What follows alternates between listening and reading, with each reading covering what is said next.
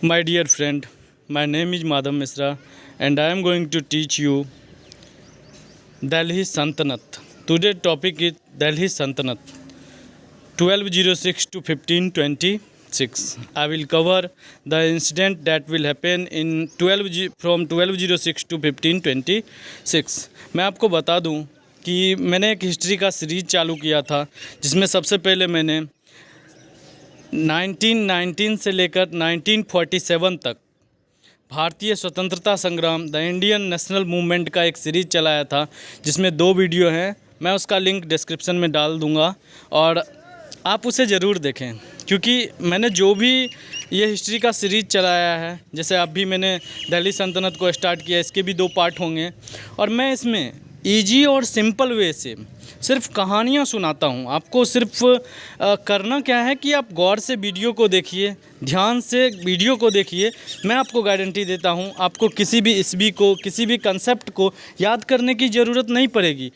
मैंने एक दूसरे को कनेक्ट करके, एक दूसरे चीज़ों को कनेक्ट करके एक कहानी के रूप में बस इसे बनाया है। Without wasting time let us start. तो हम शुरू करते हैं दिल्ली सल्तनत की। दिल्ली सल्तनत में 5 वंश राज्य करते हैं 1206 से लेकर 1526 तक। जैसा कि आप जानते हैं, पहला वंश जो था स्लेव डायनेस्टी या उसे गुलाम वंश कहते हैं, जो 1206 से 1290 तक शासन किया। सेकंड डायनेस्टी खिलजी डायनेस्टी 1290 से 1320 तक खिलजी डायनेस्टी ने राज किया। तुगलक डायनेस्टी 1320 से 1414 तक तुगलक डायनेस्टी ने राज किया। सैयद डायनेस्टी 1414 से 1451 तक सैयद वंश ने राज्य किया। लोधी डायनेस्टी लोधी वंश ने 1451 से 1526 तक राज्य किया। और यहीं पे लोधी वंश का ही अंतिम रूलर जो था, जिसे इब्राहिम खान लोधी कहा जाता था, उसे बाबर ने हराया और भारत में मुग़ल साम्राज्य की स्थापना की। मैंने यहाँ पे एक बुक का नाम लिखा है, जैसा कि आप स्क्रीन पे देख रहे हैं, तारीख ए फिरोज़ शाही। ये बुक इसलिए इम्पोर्टेंट है क्योंकि इससे दिल्ली सल्तनत के बारे में बहुत सारा इन्फॉर्मेशन हमें मिलता है। ऐसे बहुत सारे बुक थे जो कि सोर्स हुए दिल्ली सल्तनत के बारे में जानकारी प्राप्त करने के लिए।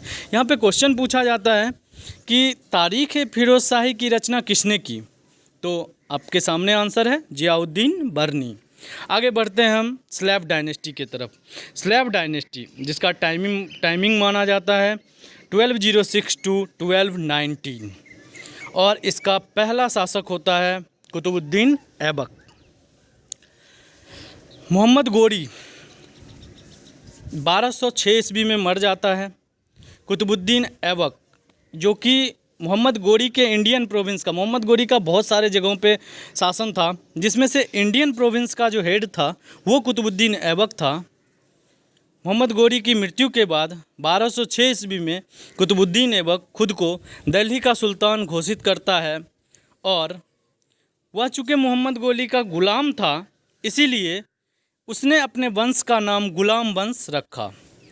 और जैसा कि आप जानते हैं, हिस्ट्री में आप चाहे आप बात करें चंद्रगुप्त मौर्य की, अकबर की, ये सारे जो भी थे, उन्होंने क्या किया कि मैट्रिमोनियल अलायंसेस के द्वारा, वैवाहिक संबंधों के द्वारा अपने राज्य विस्तार को बढ़ावा दिया, क्योंकि इसमें कोई टेंशन नहीं होता था। आप किसी राजा की बहन या बेटी से शादी कीजिए, आपका उससे संबंध जो हो जाएगा वो मधुर हो जाएगा और फिर आप आराम से उस पर कैप्चर किए बिना आप उस पर शासन कर सकते थे। तो यही किसने किया? कुतुबुद्दीन ऐबक ने भी यही किया। आगे बढ़ते हैं 1206 ईस्वी में, वही मैंने हिंदी में स्क्रीन पे आ रहा है, आप इसे पढ़ लीजिए। आगे बढ़ते हैं। पहला इस्लामिक मोनूमेंट, पहला इस्लाम के द्वारा, पहला मुसलमानों या इस्लाम के द्वारा पहला जो बनाया गया मोनूमेंट था उसे कुव्वत उल इस्लाम मस्जिद कहा जाता है, जिसे दिल्ली और अजमेर दोनों जगहों पे बनाया गया। किसके द्वारा? कुतुबुद्दीन ऐबक के द्वारा बनाया गया। आगे बढ़ते हैं। कुतुबुद्दीन ऐबक ने अपने गुरु कुतुबुद्दीन बख्तियार काकी की याद में एक मीनार बनाता है जिसका नाम रखा जाता है कुतुब मीनार। क्यों? क्योंकि उनके गुरु का नाम था कुतुबुद्दीन बख्तियार काकी, इसीलिए कुतुब मीनार एक बनाया जाता है, किसके द्वारा? कुतुबुद्दीन ऐबक के द्वारा काम आरंभ किया जाता है। और बचा हुआ काम कौन प्रारंभ करता है, कौन समाप्त करता है? इल्तुतमिश, जो कि उसके बाद गद्दी पर बैठता है। अनफॉर्चुनेटली 1210 ईस्वी में उसकी मौत हो जाती है। लाहौर में पोलो खेलते हुए वह घोड़े से गिर जाता है और कुतुबुद्दीन ऐबक की मौत हो जाती है। तो लाहौर में पोलो खेलते हुए कुतुबुद्दीन ऐबक की मौत घोड़े से गिरकर हो जाती है। अब हम आगे पढ़ेंगे इल्तुतमिश के बारे में। 1206 से 1210 तक मृत्यु तक कुतुबुद्दीन ऐबक दिल्ली के गद्दी पे बैठा। इसके बाद 1211 से लेकर 1236 तक इल्तुतमिश ने का शासन रहा है। अब हम इल्तुतमिश के बारे में जानते हैं। इल्तुतमिश जो था वो कुतुबुद्दीन ऐबक का गुलाम भी था और दामाद भी था। कुतुबुद्दीन ऐबक का गुलाम भी था और साथ साथ वो क्या था, दामाद भी था। अब उसने क्या किया था कि विरोधियों को दबाने के लिए एक ग्रुप ऑफ 40 पर्सन्स, जिसमें सारे के सारे पुरुष होते थे, एक ग्रुप ऑफ 40 पर्सन्स का एक ग्रुप बनाया जिसे चालीसा के नाम से जाना जाता है। और उसका काम क्या होता था, उसमें सारे के सारे नॉबल पर्सन्स होते थे, विद्वान लोग होते थे, जो उसे सजेस्ट करते थे कि किस तरह से राज्य विस्तार करना है। इस तरह से पूछा जाता है एग्ज़ाम में कि चालीसा का निर्माण किसने किया था, चालीसा का निर्माण किसने किया था? दिल्ली सल्तनत के किल सुल्तान ने किया था। तो आप नाम याद रखेंगे, इल्तुतमिश। मैं आपको यहाँ पे एक चीज़ और बताना चाहता हूँ, इक्ता प्रथा का भी शुभारंभ इल्तुतमिश ने ही किया था। इक्ता प्रथा होता क्या है, थोड़ा सा आप जान लें। मैंने इसमें मेंशन नहीं किया है, बट फिर भी जान लें आप। इक्ता क्या होता है कि जैसे राजा कोई भी होता है तो वो अपने छोटे छोटे प्रोविंस में बांटता है, और उसी प्रोविंस में जो छोटा छोटा प्रोविंस के रूप में राजा बांटता है, उसमें एक शासक को रखता है और उससे कर वसूला जाता है। और इसी तरह से इसी प्रथा को इक्ता प्रथा कहा जाता है। तो इल्तुतमिश ने ही इक्ता प्रथा की शुरुआत की। इल्तुतमिश ने ही चालीसा दल का गठन किया। क्यों? क्योंकि अपने विरोधियों को दबाने के लिए वो एक नॉबल पर्सन्स का 40 ग्रुप होता था जो उसे सजेस्ट करते थे। अब हम बात करते हैं इसके गठन के बाद फिर क्या हुआ। कवाचा, जो कि मुल्तान का शासक था, और ताजुद्दीन याल्दोज, जो कि गजनी का शासक था, इन दोनों को किसने हराया? इल्तुतमिश ने हराया। फिर क्या होता है, रिवोल्ट होता है, एक लड़ाई होती है गंगा वैली में। राजपूत रूलर और अदर गवर्नर के बीच में एक लड़ाई होती है, जिस लड़ाई में इल्तुतमिश उन सब को उसका फ़ायदा उठाकर उन सब को हराता है और गंगा वैली मीन्स आप बोल सकते हैं नॉर्थ के तरफ आगे बढ़ता है, और तुर्की रूल का जो क्या होता है वो शुरुआत करता है। फिर हम बात करते हैं राजपूत तथा अन्य, वही हिंदी में लिखा हुआ है, आप उसे देख लें। इल्तुतमिश ने सभी को हराया और तुर्की शासन की स्थापना की। फिर बात करते हैं रजिया सुल्तान की।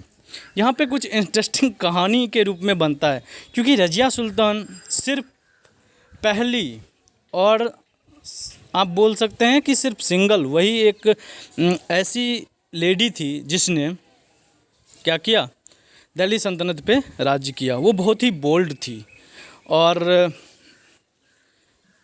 उसने मर्दों की भांति राज्य किया।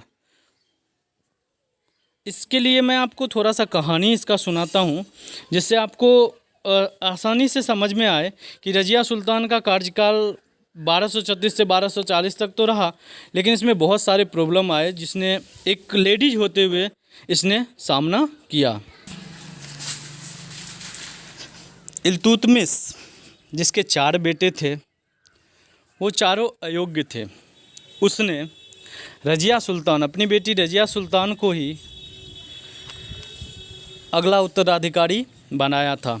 बट होता क्या है, 1236 ईस्वी में इल्तुतमिश की मृत्यु हो जाती है और 1236 में ही इल्तुतमिश का बेटा रुकनुद्दीन फिरोज़ शाह ये गद्दी पे बैठ जाता है। फिर रजिया सुल्तान चूँकि उसे इल्तुतमिश ने ही उत्तराधिकारी के रूप में सौंपा था, इसीलिए इल्तुतमिश के उत्तराधिकारी के रूप में रजिया सुल्तान बगावत करती है। किससे? अपने ही बड़े भाई या इल्तुतमिश के बड़े बेटे रुकनुद्दीन फिरोज़ शाह और दिल्ली की जनता की सहायता से वह उसकी हत्या करती है और गद्दी पे बैठती है। फिर क्या होता है, इसने रुकनुद्दीन फिरोज़ शाह की हत्या की और सुल्तान बनी। फिर बदायूं का जो इक़्तेदार नियुक्त किया था, इसने एतगीन नाम का एक आदमी था, और सेम टाइम में अल्तूनिया जो कि पंजाब के भटिंडा का इक़्तेदार नियुक्त किया गया। कौन? अल्तूनिया, पंजाब के भटिंडा का इक़्तेदार नियुक्त किया गया। इसकी कहानी थोड़ी इंटरेस्टिंग है, मैं इसीलिए इस पे जोर दे रहा हूँ कि बाद में क्या होता है, वही अल्तूनिया जो क्या करता है कि विद्रोह कर देता है, रज़िया सुल्तान के विरुद्ध विद्रोह कर देता है। रज़िया सुल्तान फिर से लड़ने के लिए जाती है, और वहाँ पे यहाँ पे आपको मैं बता दूं कि एक उसका ऐसा माना जाता है कि रज़िया सुल्तान का एक प्रेम कथा प्रचलित था, जिसमें याकूत खान जो कि इल्तुतमिश के घुड़सवार का देखने वाला था, उससे ही उसको प्यार की कहानी कही जाती है। और ये भी कारण था, इसकी भी वजह से जितने भी 40 लोग थे, जो नॉबल लोग थे, चालीसा के लोग थे, वो भी रज़िया सुल्तान के विरोधी हो गए थे। और वैसे भी सबको यही प्रॉब्लम था कि ये लेडी किस तरह से दिल्ली सल्तनत को चला सकती है। उधर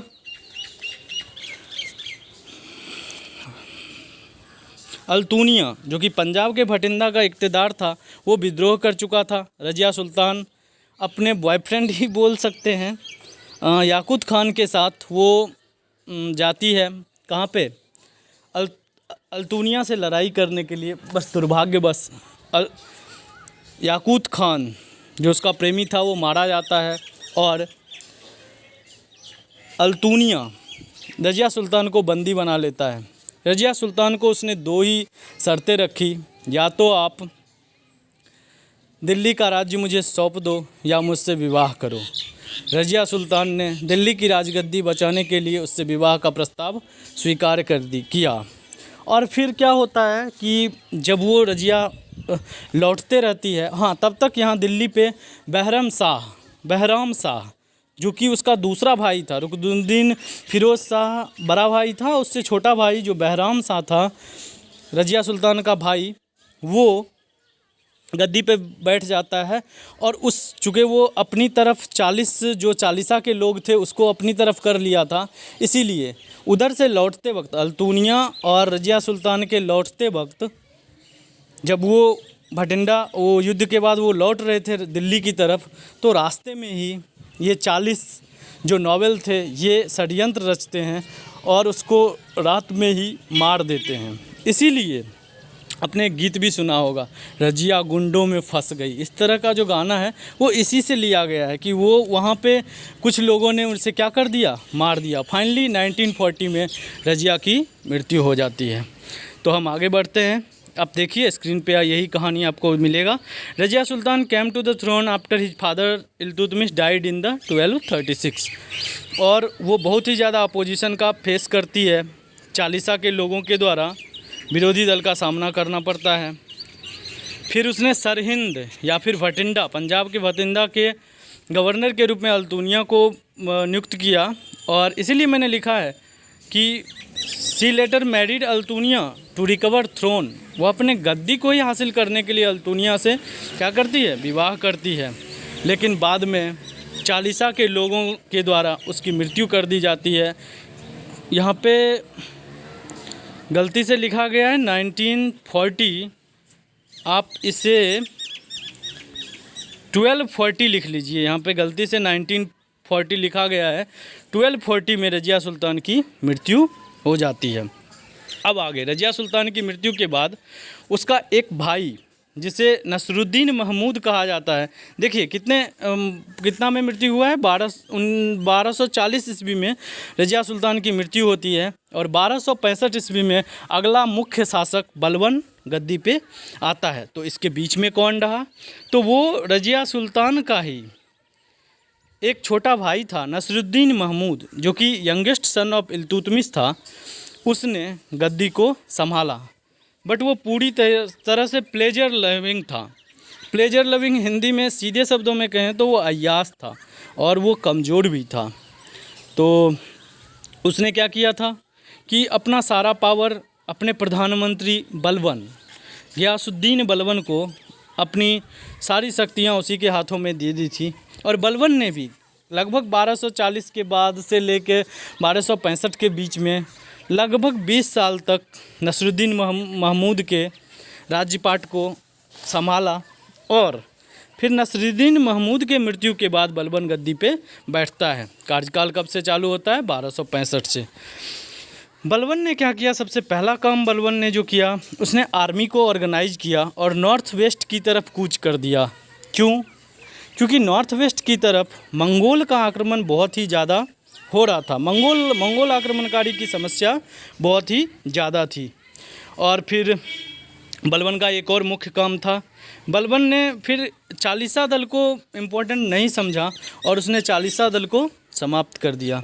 बात करते हैं बलबन का अगला काम। बलबन ने सिजदा प्रथा को समाप्त किया। और सिजदा प्रथा क्या होता है? जैसे आप नवाज़ पढ़ते हैं ना, तो उस समय नवाज़ की मुद्रा में आगे की तरफ झुक के अपने सुल्तान को जो सम्मान देने के लिए सर झुकाया जाता है, उसे ही सिजदा कहा जाता है। तो पूछा जाता है बलबन ने चालीसा को किसने समाप्त किया? बलबन ने समाप्त किया। सिजदा प्रथा का प्रारंभ किसने किया? बलबन ने किया।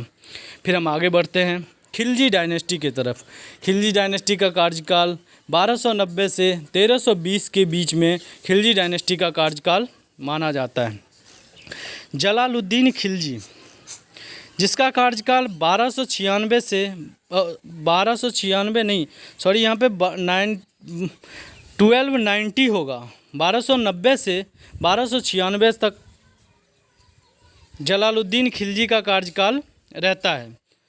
6 साल के लगभग कार्यकाल लगता है। आप इसे सही कर लें, 1290 से 1296 तक जलालुद्दीन खिलजी का कार्यकाल रहता है।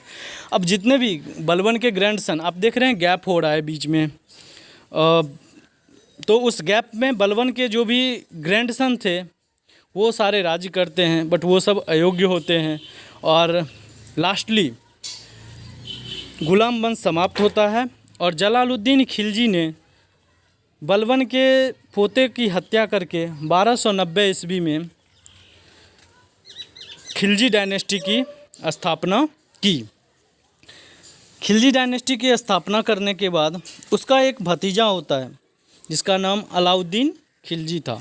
आपने ये नाम खूब सुना होगा, मूवी भी आपने देखा होगा, एक पद्मावत मूवी, वो इसी पे बेस्ड है। रानी पद्मावती, राजा रतन सिंह और अलाउद्दीन खिलजी के कहानियों पे बेस्ड है। मैं आगे इसको बताऊंगा थोड़ा सा, बट आप पहले समझें कि उसका जो भतीजा था अलाउद्दीन खिलजी, उसे वह भेजता है कहाँ के अभियान में? देवगिरी, दक्कन में एक जगह आता है देवगिरी, उसके अभियान में वह भेजता है।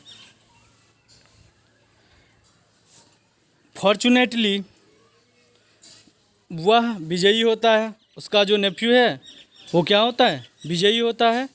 और इसीलिए जलालुद्दीन खिलजी उससे मिलने के लिए आता है, बट अलाउद्दीन खिलजी धोखे से उसे चाकू घोंपकर हत्या कर देता है। अब आपको मैं थोड़ा पद्मावत मूवी के बारे में बताता हूँ कि इसमें एक सीन भी है। आप देखेंगे मूवी में, ट्रेलर में ही आपको एक सीन दिखाया जाएगा जिसमें जलालुद्दीन खिलजी उससे मिलने के लिए आता है। बोलता है कि मैं तुम्हारे लिए गिफ्ट लाया हूँ। ये भी बोलता है कि सुल्तान, मैंने भी आपके लिए गिफ्ट लाया है, और दोनों गला मिलता है। उसी समय अलाउद्दीन खिलजी उसको चाकू से मार देता है। ये पूरा मैंने हिंदी में लिखा है, आप इसे पढ़ लें।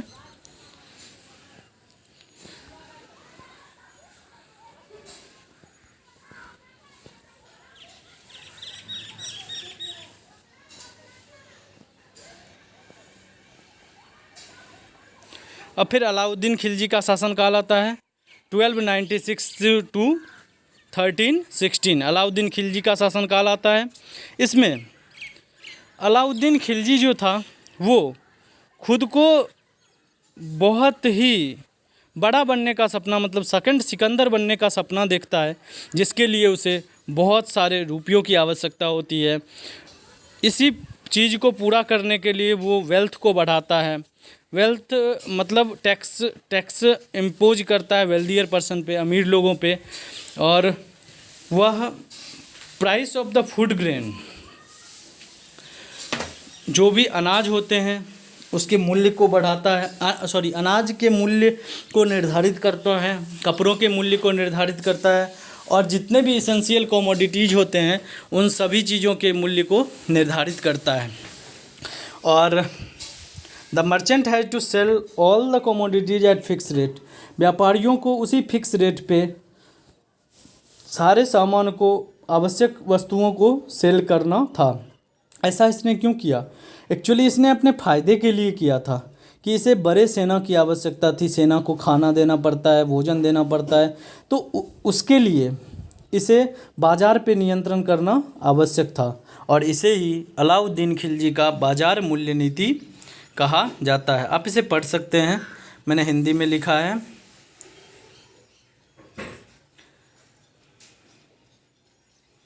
आगे बढ़ते हैं। इसके बाद उसने क्या किया, मालवा, रणथंभौर इन दोनों जगहों को जीत लिया। और लास्टली 1303 ईस्वी में चित्तौड़गढ़ के किले पर आक्रमण किया, जो कि मेवाड़ में है। और यहीं से कहानी शुरू होती है पद्मावत मूवी की।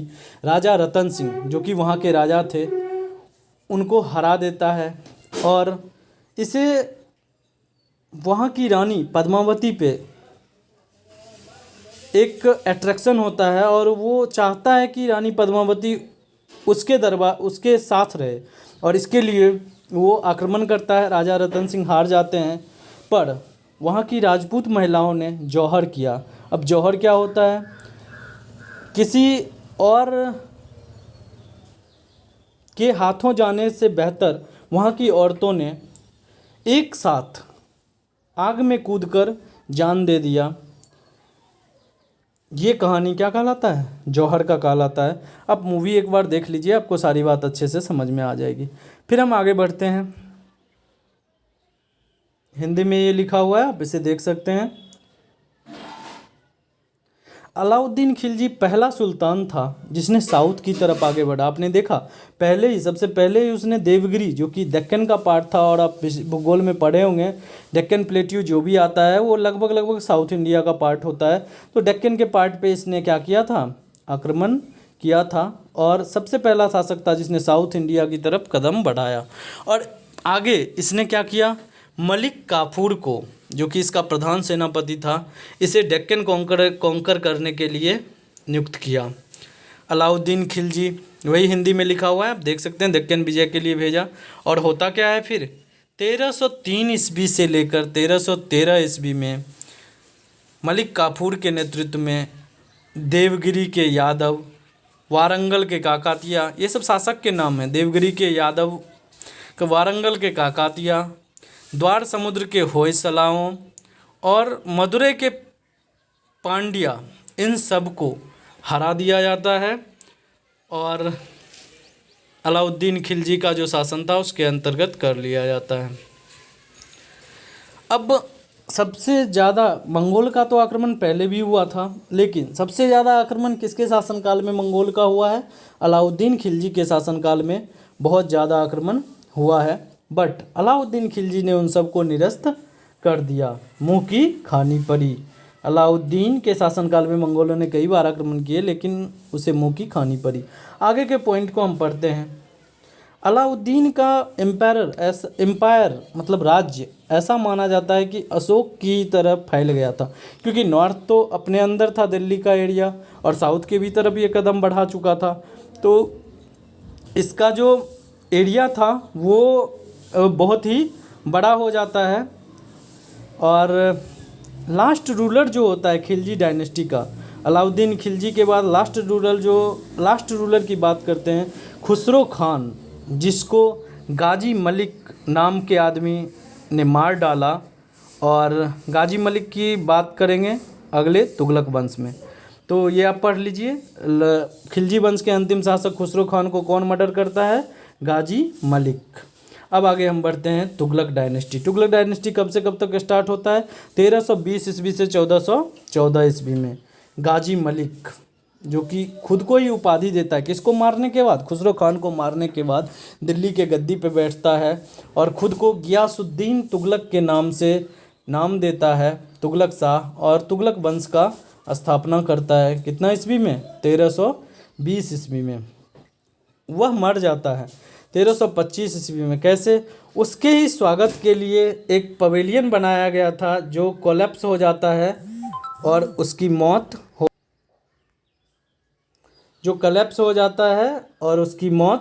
हो जाती है। दिल्ली की गद्दी पर 1320 में बैठा और 1325 में पवेलियन के गिरने के कारण वह मारा जाता है। इसके बाद मोहम्मद बिन तुगलक, इसकी कहानी बड़ी इंटरेस्टिंग है। आपको कहानी के अनुसार मैं बताऊंगा तो आप भी सोचेंगे कि ऐसा भी शासक हो सकता है क्या। 1325 से 1351 तक मोहम्मद बिन तुगलक गद्दी पे रहता है और वह पहला सुल्तान था जिसने अच्छे शिक्षा को हासिल की थी। और इसे मिक्सचर ऑफ अपोजिट भी कहा जाता है। क्यों कहा जाता है मिक्सचर ऑफ अपोजिट? आप जानिए। क्योंकि ये एक पल में हाँ बोलता था तो दूसरे पल में ना बोलता था। यह एक बार दयालु होता था तो दूसरे ही पल क्रूर हो जाता था। यह एक बार जो डिसीजन लेता था उस पर यह नहीं रहता था। यह बार बार अपने डिसीजन को चेंज करता था। इसीलिए इसे मिक्सचर ऑफ अपोजिट्स कहा जाता था। हालांकि ये था बड़ा ही विद्वान व्यक्ति और कला का भी प्रेमी था, ऐसा हम बताएंगे आगे। ठीक है, हम आगे बढ़ते हैं। आप देख लीजिए स्क्रीन पे, विपरीत का मिश्रण भी इसे कहा जाता था। अब इसका देखिए काम कैसा कैसा काम किया है। दोआब आप समझते हैं, जो दो नदियों के बीच की भूमि होती है, गंगा और यमुना के बीच की भूमि को दोआब कहा जाता था। और उस समय इसने टैक्स रेट को बढ़ा दिया और अपने ऑफिशियल्स को, कर्मचारियों को सख्ती से टैक्स वसूलने का आदेश दिया जब गंगा यमुना के दोआब में अकाल था। अब सोचिए कैसा काम कर रहा है। क्या ऐसा कोई शासक होता है क्या? फिर मैं आगे बढ़ता हूँ, इसका सेकंड काम देखते हैं। 1327 ईस्वी में इसने अपने कैपिटल को दिल्ली से देवगिरी चेंज करने का फैसला लिया। देवगिरी को नाम भी इसने रखा था दौलताबाद। लेकिन क्या होता है कि लगभग 1500 किलोमीटर की दूरी होती है दिल्ली से देवगिरी के बीच में। अब 1500 किलोमीटर की दूरी और पूरे के पूरे राज दरबार को उठा के एक जगह से दूसरे जगह रखना थोड़ा मुश्किल होता है। इसीलिए अफरा तफरी का माहौल बचा और फिर इसने कैंसिल कर दिया कि ठीक है दिल्ली की तरफ लौटो। वही मैंने यहाँ पे लिखा है, अब पढ़ लीजिए। इसके काम ऐसे ही हुए हैं। एक भी काम इसने जनता की भलाई के लिए नहीं किया है। इवन अपने राजकोष को भी खाली कर लिया है। अपने डिसीजन के कारण, अपने गलत डिसीजन के कारण इसने क्या किया था, राजकोष को खाली कर लिया था। अब राजकोष खाली हुआ तो फिर देखिए इसका एक दिमाग ये सोचता है कि चांदी और सोने की सिक्के की जगह ब्रास और कॉपर की करेंसी को चालू किया, टोकन करेंसी को चालू किया। पूछा जाता है ब्रास और कॉपर की करेंसी किस दिल्ली सल्तनत ने सबसे पहली बार चालू किया था? तो आंसर होता है मोहम्मद बिन तुगलक। तो ये गलत डिसीजन हर वक्त लेते रहा है, इसी का परिणाम था। और ये अपने फ़ायदे के लिए एक्चुअली किया था कि चांदी और सोने के सिक्के की जगह ब्रास और कॉपर की करेंसी का शुरुआत किया, क्योंकि काफ़ी धन का लॉस हो चुका था इसके लिए। उसके बाद यह पर्सिया तथा चाइना को जीतना चाहता है। सरकारी खजाने, अब 1 साल तक उस प्रोजेक्ट पे काम करता है।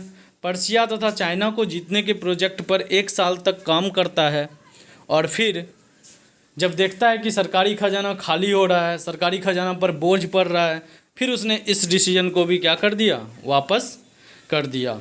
इस तरह से इसने एक भी काम जनता की भलाई पे के लिए नहीं किया और किसी भी काम पे ये अडिग नहीं रहा।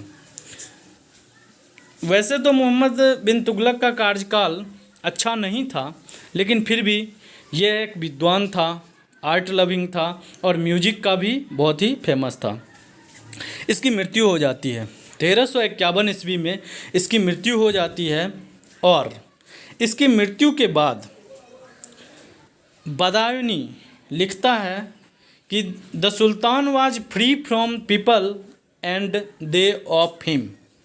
वह लिखता है 1351 ईस्वी में सुल्तान की मौत हो जाने के बाद जनता को सुल्तान से और सुल्तान को जनता से आज़ादी मिली। सोचिए कैसा शासक था जिसके बारे में उसका ही दरबारी लिखता है कि जनता को सुल्तान से और सुल्तान को जनता से आज़ादी मिली। खैर जो भी हो, हमें तो बस पढ़ना है। हम बात करते हैं फिरोज़ शाह तुगलक का। मोहम्मद बिन तुगलक के बाद 1351 से 1388 ईस्वी तक फिरोज़ शाह तुगलक का शासनकाल होता है। फिरोज़ शाह तुगलक जो है वो बहुत सारी डिफ़िकल्टियों को सामना करता है, क्योंकि आप जानते हैं किसी भी राजा के लिए उसका राजकोष बहुत ही महत्वपूर्ण होता है। और इससे पहले मोहम्मद बिन तुगलक ने अपने गलत डिसीजन के कारण राजकोष को लगभग ख़त्म कर चुका था। इसीलिए इसने विजय को प्राथमिकता नहीं दी, दूसरे राज्य पे आक्रमण, दूसरे जगह पे आक्रमण करके अपने साम्राज्य विस्तार की नीति को महत्वपूर्ण नहीं बताया, बट इसने उसके अपोजिट क्या किया, जनता के वेलफेयर के लिए काम करना शुरू किया। जैसे खेती को बढ़ावा दिया, पुराने कैनाल को रिपेयर करवाया, नया कैनाल बनाया, टैक्स रेट कम किया, टाउन, मदरसा, मस्जिद, हॉस्पिटल ये सारे चीज़ बनवाए। और एक नया कैपिटल, चूँकि वो मोहम्मद बिन तुगलक दिल्ली से देवगिरी से इधर करने के चक्कर में कहीं भी एक सही से कैपिटल का निर्माण नहीं था, तो इसके लिए इसने एक कैपिटल का निर्माण किया जो कि दिल्ली में ही किया और उसे फिरोजाबाद नाम दिया। आप यहाँ पे हिंदी में पढ़ सकते हैं। कठिन समय का सामना करना पड़ा, इसीलिए उसने जनता की भलाई को ज़्यादा महत्व दिया। क्या क्या किया, नहरों का निर्माण प्रारंभ किया, टैक्स दर को कम किया, मदरसा, मस्जिद, हॉस्पिटल सारे चीज़ बनाए और दिल्ली में नई राजधानी स्थापित करके इसका नाम क्या दिया, फिरोजाबाद दिया। बट कहते हैं ना, जिसके पास अच्छाई होती है उसके पास बुराई भी होती है। इसके भी साथ कुछ वैसा ही था। वह खुद को सच्चा मुसलमान मानता था, खुद को सच्चा ट्रू मुस्लिम किंग बोलता था और उसने नन मुस्लिम पर जजिया प्रथा का प्रारंभ किया। पूछा जाता है कि जजिया प्रथा का प्रारंभ किसने किया? जजिया प्रथा का प्रारंभ कौन करता है? जजिया प्रथा का प्रारंभ फिरोज़ शाह तुगलक। और जजिया प्रथा होता क्या है? अगर आप मुस्लिम हैं, आप तीर्थ यात्रा के लिए जा रहे हैं तो आप पर कर नहीं लगेगा, और अगर आप हिंदू हैं या गैर मुस्लिम जो भी हों, आप सिख ईसाई जो भी हों, आप पर कर लगाया जाएगा। ये उसका गलत डिसीजन था। लास्टली इसकी भी मृत्यु हो जाती है 1388 में, और इसकी मृत्यु के बाद इसके जो संतान थे वो आपस में लड़ गए और पहले ही फिरोज़ शाह तुगलक ने राजकोष खाली कर दिया था। इसके डिसेंडेंट जो संतान थे वो सब भी सही से योग्य नहीं हुए। अब यहाँ से तुगलक वंश का पतन चालू होता है और उस समय तक तुगलक के अधिकार में सिर्फ पंजाब और दिल्ली होता है। इसी का फ़ायदा उठाकर एक इन्वेशन होता है जिसे तमरलैन, इन्वेशन ऑफ तमरलैन या तैमूर लंग का आक्रमण कहते हैं। पूछा जाता है तैमूर लंग का आक्रमण कब हुआ? 1398 ईस्वी में तैमूर लंग का आक्रमण होता है। हिंदी में तैमूर लंग बोलते हैं या तमरलैन इसके लिए नाम बोला जाता है क्योंकि इंग्लिश में तमरलैन को ही बोला जाता है तैमूर द लेम। तिमूर या तैमूर द लेम मतलब वो लंगड़ा था, इसीलिए तैमूर द लेम कहा जाता है उसको। और ये तमरलैन का कहानी है। फिर आगे बात करते हैं। उसने तैमूर लंग ने दिल्ली पे आक्रमण किया और वहाँ पे बहुत सारा लूटपाट किया, लोगों में दहशत पैदा किया। बाद में वो दिल्ली छोड़ के चला जाता है और मेरठ, हरिद्वार, नागरकोट इन सब पे आक्रमण करता है, वहाँ भी लूटपाट मचाता है। और इसने क्या किया, क्राफ्ट्समैन प्लस क्राफ्ट्स जो भी कलाकृतियाँ होती थी, जो भी आर्टिसंस बनाए जाते थे, वो सारे चीज़ को भी इसने लूटा रुपया के साथ साथ। तो आगे मैं सैयद डायनेस्टी आपको पढ़ाऊँगा 1400